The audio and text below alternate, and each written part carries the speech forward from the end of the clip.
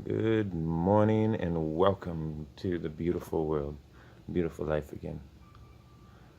Um, I was trying to make this video outside. That didn't work out. This is day 4. 1, 2, 3, 4. 4 of making and posting a video every day. I made one on Friday and I tried to post it, but YouTube wouldn't let me post it. It was like 20 minutes long. So I cut it up into 2 pieces and still was having a hard time. So I just said I would wait until after Shabbat, because Shabbat was coming up, and we had company coming over, and you know, all that thing, all that goodness, all the goodness of being in the moment instead of worrying about my video won't load to YouTube.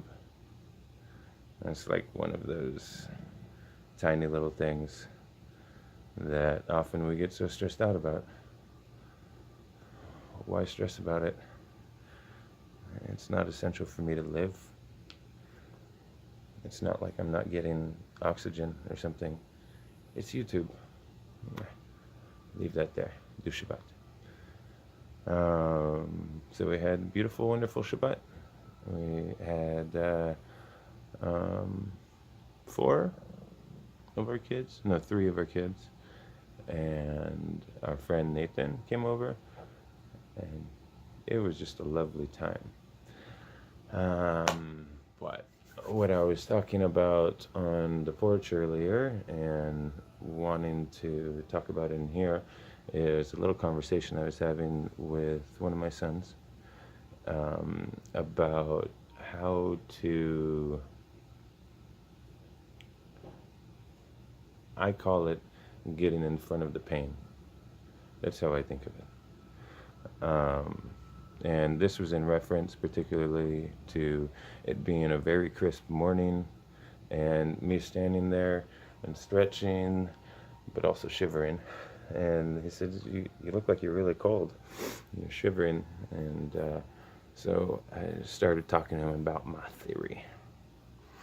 I don't know how much a theory it is as much as being just observations of my life and my experiences. So, I am pretty convinced that there is a way to block out external conditions. Interestingly, you don't block it out by walling it off. You block it out by becoming in those conditions yourself. Okay, so how it works is like this, or how I think it works. Everybody's energy field is made up of cycles, just like in the energy field, right? But in the human, at least, I think that energy field is based upon patterns of thought and thought importance. So the further away in time, whether into the past or the future, that somebody's focus is, well, that's how big their energy field is, or at least that's one of the factors that goes into it. We haven't quite figured everything out yet. It's an issue, an adventure of daily discovery.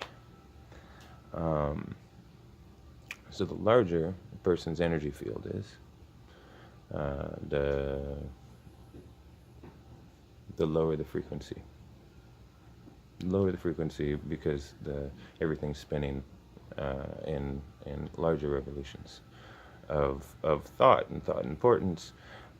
But when it can be brought down to the moment, when it can be brought down into the most momentary thinking, most momentary focus that one can bring, well, then that shrinks down the energy field, because energy is not being wasted on things that are going to happen, or things that we think are going to happen, or things that did happen. All those, anything, any thought in the past or future is just a thought of nothingness, stuff that doesn't exist. You going to work, honey? Love you. Have a good day. My little princess. So proud of her.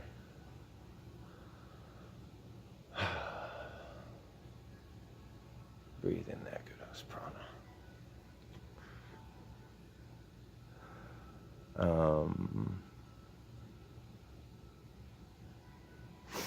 So the tighter we can make our energy field, the higher the frequency. The higher the frequency, the more energy is available to be moved throughout this form, and to move beyond this form, because the form also is an issue of thought and perception. We're really just bubbles floating around in space. We're little bubbles of nothingness that somehow cling together, and then are animated with the everythingness of the universe. But our perception is that this is my arm, this is my hand, this is my leg, all this kind of thing. Now, the way that I was explaining to Avery about not being cold is similar to this, because the tighter we make our focus of the moment, the less time we have to notice anything else that is not the moment, and the closer we come to consciously observing the present moment, which is a moment that goes into the past immediately. The closer we come to observing the present moment, 7 minutes and 45 seconds. I gotta keep this under 10 minutes, make it easy to post.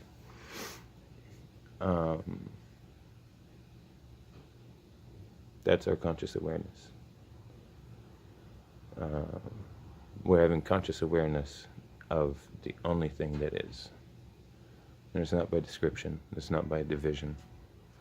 It's by seeing the unity in the fabric of all existence. That's really far out, really deep and heavy. What? Far out, dude. All right, bro, hang loose. But we can explain a little bit better by just looking behind me here.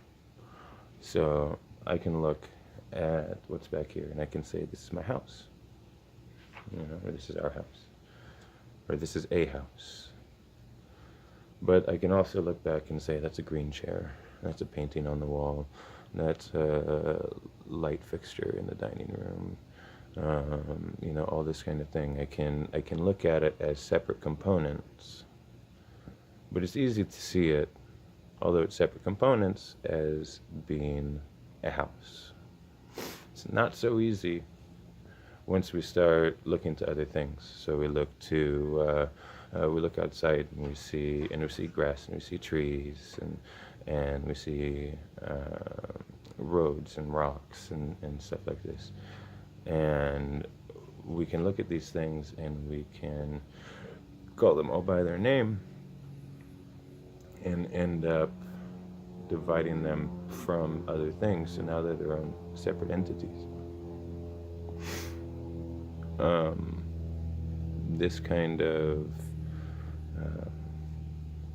of perception of everything as being separate things is like the basis for uh, duality.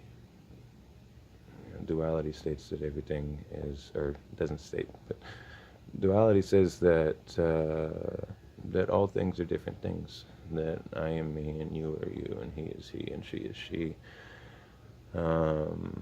Non-duality comes back to saying that they are they and we are we, but they are we as well. And if they are we and we are we, then we're all just we. And I'll just go in we all the way home. Um, the tree is also us, also just made of these little bubbles of nothingness floating around the universe that somehow decide to stick to each other and become animated by energy, just like us. The rock, the rock vibrates also. This couch behind me, it's moving, y'all. Isn't that crazy? So we're all things. Why should the sensation that I'm having in this body of being hot or being cold, why should it make any difference? The other part of me that's standing out in the yard, the tree, it's not getting cold.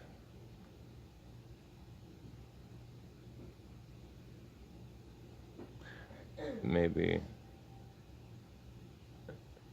it just, if it has a thought, maybe the thought isn't of being cold. The thought is of being alive. And maybe that's just what every single one of us needs to have as our center of gratitude up here all the time. In here all the time. Just be that.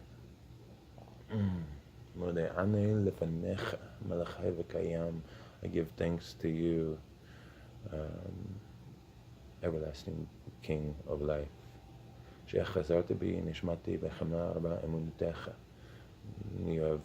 have made my soul reside in me, sit in me,